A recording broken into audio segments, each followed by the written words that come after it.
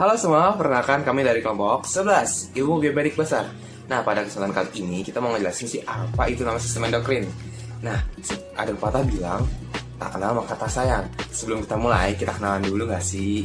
Oh ya, perkenalkan, nama aku Rahman Dansa Ditama dengan NIM 21107111103. Nah, pada kesempatan kali ini aku juga gak sendiri nih.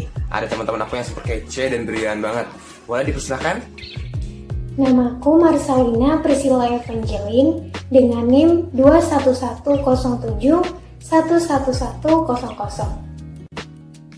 Namaku Intan Putri Safaat dengan NIM 21107111099. Dan yang terakhir ada Aku Asuti Tias dengan NIM 21107111101. Wah, kayaknya udah siap banget gak sih untuk ngejelasin materi sistem endokrin ini? Oke, kita mulai dari sistem hormon ya. Sistem hormon adalah suatu sistem koordinasi tubuh yang mengatur aktivitas tubuh melalui hormon secara lambat. Nah, sistem hormon ini akan menghasilkan suatu hormon. Hormon itu adalah suatu senyawa organik yang dihasilkan oleh kelenjar endokrin dan akan mempengaruhi organ target. Nah, di dalam sistem hormon ini akan dibagi menjadi beberapa bagian, yaitu ada sistem endokrin dan ada sistem eksokrin.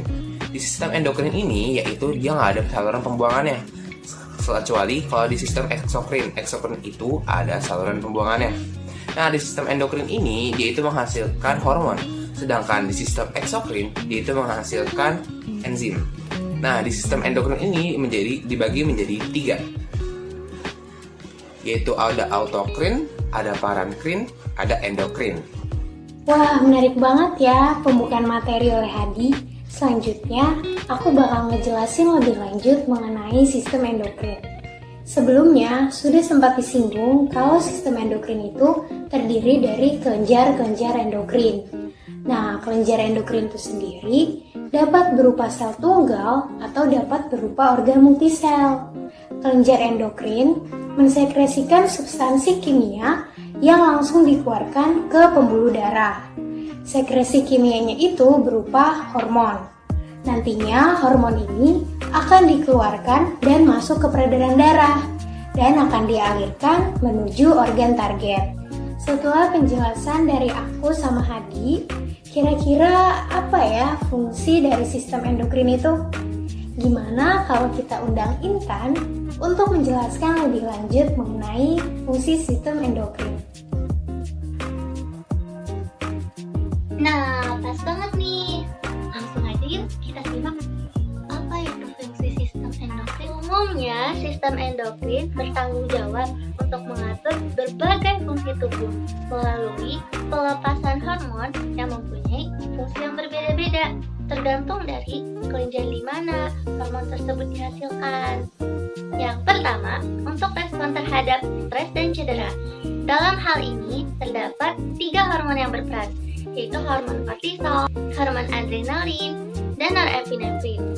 Yang kedua, untuk pertumbuhan dan perkembangan.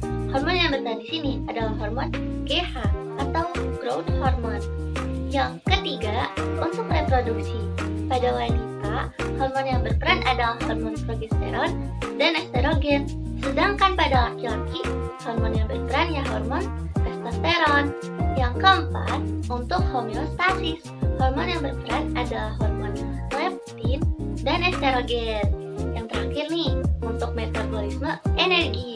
Ada 8 hormon yang berperan, yaitu insulin, glukagon, tiroid, adrenalin, glukokortikoid, estrogen, leptin, dan pertumbuhan. Setelah mendengar penjelasan dari Intan, ada beberapa materi yang berhubungan dengan materi berikutnya nih, yakni mengenai bagian dan fungsi dari sistem endokrin.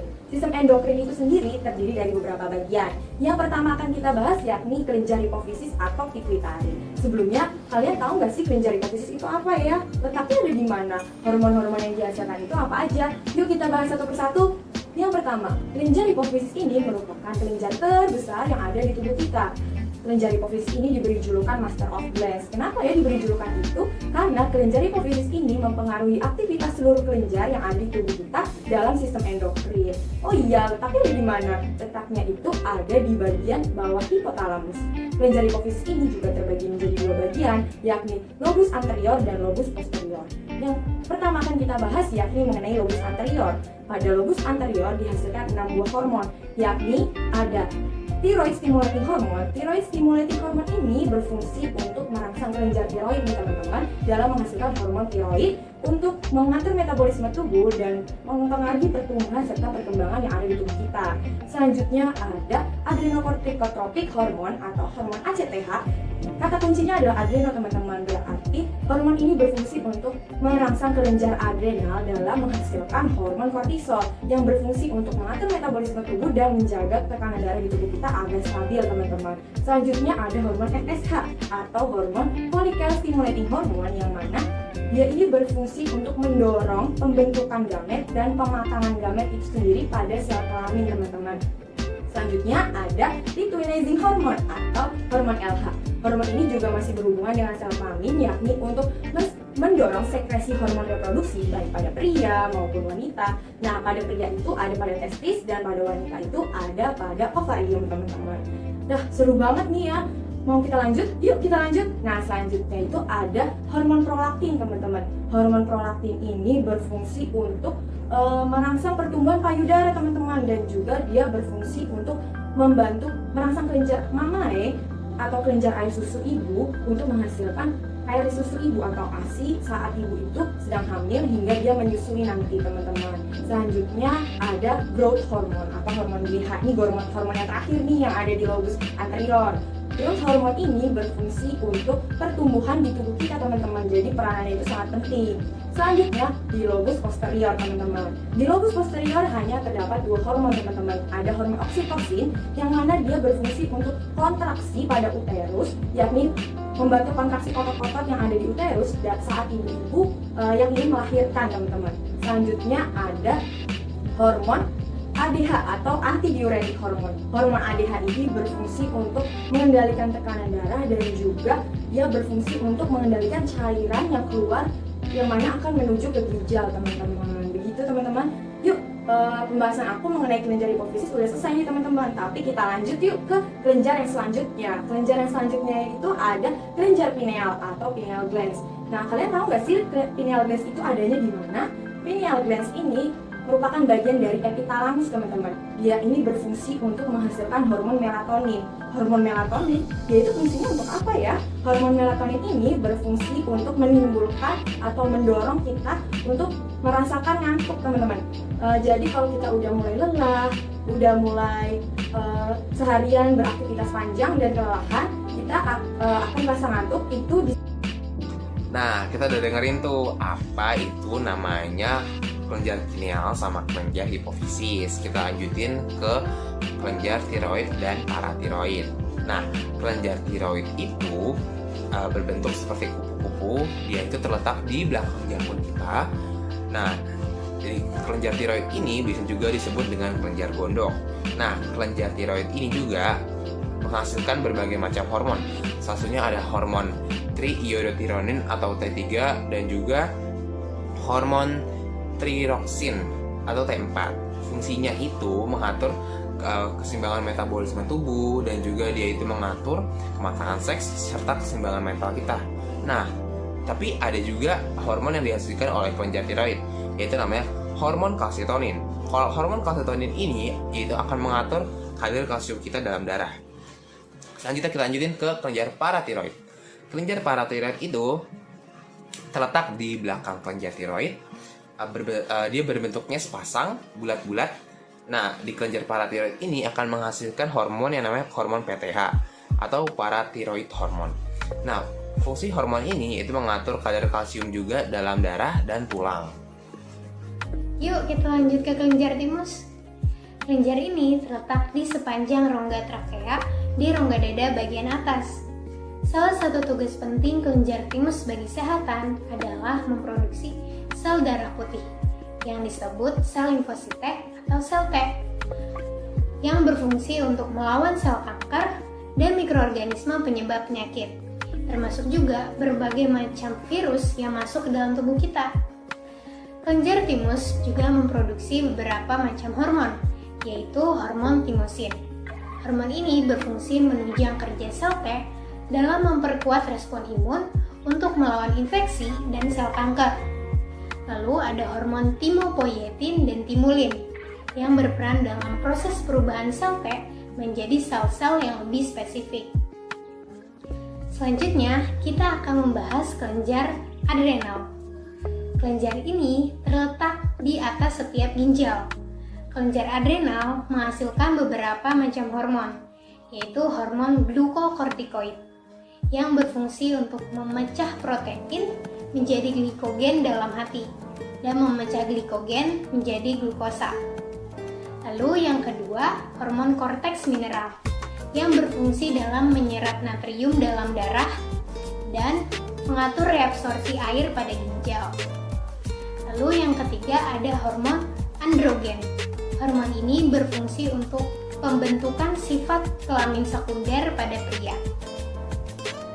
Pada bagian medula dihasilkan dua hormon. Yang pertama hormon adrenalin atau epinefrin yang berfungsi untuk memecah glikogen dalam otot menjadi glukosa dalam darah. Dan hormon noradrenalin atau norepinefrin yang bekerja sama dengan hormon kortisol dan adrenalin dalam mengatur reaksi tubuh terhadap kondisi stres. Nah, selanjutnya kita akan membahas kelenjar pencernaan. Yang pertama ada kelenjar lambung, terletak di dinding lambung, yang menghasilkan hormon gastrin dan mengatur pembentukan getah lambung pada bagian fundus lambung. Nah, yang kedua ada kelenjar usus, terletak di dinding usus, yang menghasilkan dua hormon. Yang pertama ada hormon koleositokin. Hormon ini berfungsi untuk sebagai perangsang kelenjar empedu untuk mengeluarkan cairan empedu. Dan yang kedua, hormon sekretin yang berfungsi sebagai perangsang pankreas untuk menghasilkan getah pankreas. Wah, keren banget nih penjelasannya Sila. Berarti sejauh ini kita udah bahas 7 kelenjar. Selanjutnya kelenjar ke-8 yang akan kita bahas adalah kelenjar pankreas. Pankreas merupakan kelenjar ganda yang tersusun atas kelenjar endokrin berupa bola Langerhans dan kelenjar eksokrin berupa sel-sel asinet yang menghasilkan getah pankreas. Bola Langerhans pada pankreas ini menghasilkan hormon glukagon yang memiliki fungsi untuk mengubah glikogen menjadi glukosa sehingga kadar gula darah meningkat. Sedangkan hormon insulin memiliki fungsi untuk mengubah gula darah yaitu glukosa menjadi gula otot yaitu glikogen di hati sehingga kadar gula darah menurun. Kelenjar terakhir yang akan kita bahas adalah kelenjar goner atau kelamin. Kelenjar ini berbeda pada wanita dan laki-laki. Kelenjar goner pada wanita yaitu ovarium. Ovarium memiliki dua hormon, yaitu hormon estrogen yang berfungsi menentukan ciri-ciri pertumbuhan kelamin sekunder perempuan dan juga hormon progesteron yang berfungsi untuk penebalan dan perbaikan dinding uterus atau kita biasa sebut rahim. Nah, sedangkan kelenjar goner untuk laki-laki yaitu testis yang berfungsi untuk menentukan ciri-ciri pertumbuhan kelamin sekunder pada laki-laki dan memicu pembentukan sperma. Wah, keren-keren banget ya teman-teman kita. Kita jadi lebih tahu nih apa itu kelenjar endokrin serta berbagai macam fungsinya yang banyak banget. Bener nggak sih, Tias? Bener banget nih, nggak kerasa ya kita udah ngebahas 9 kelenjar endokrin dimulai dari bagiannya, fungsinya, serta hormon-hormon yang dihasilkan. Semoga video materi kali ini dapat bermanfaat untuk kita semua yang menyaksikan. Bener banget nih, Tias. Nah, semoga dengan video ini penonton sekalian dapat teredukasi dan juga tetap menjaga kesehatan untuk menjaga keseimbangan dari sistem hormon kita dan kita dapat sehat selalu ya. Terima kasih telah menonton. Stay safe, stay healthy.